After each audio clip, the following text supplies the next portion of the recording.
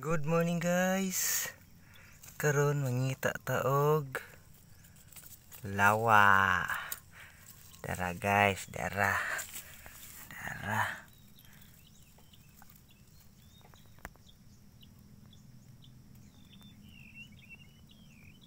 Kita mo na guys.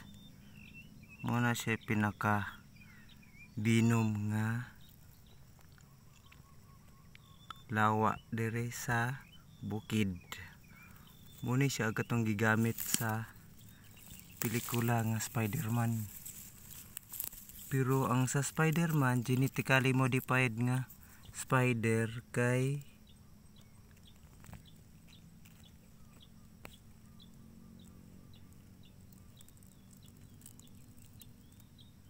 naamon to siya kapuyo sa laboratory.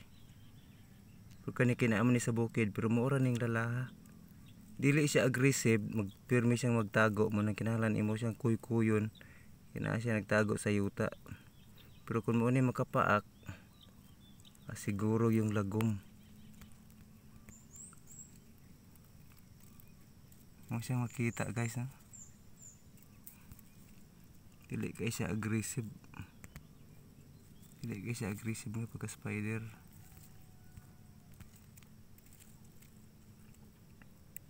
Kita ni mo nga pula og itom siya, yan trademark.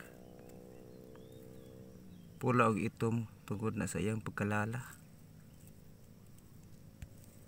Daghan na dire samot na og kuan. Paingon na sa ting init, mag summer. Paga kay na siya dire. Munay bantayanan kay nga dulaan sa mga bata. Samot tag moy na biktima na taga dire. Paralyze ang bata kay napaakan sa kamot kay gipaaway man ang gitawag man ni diri sa amo og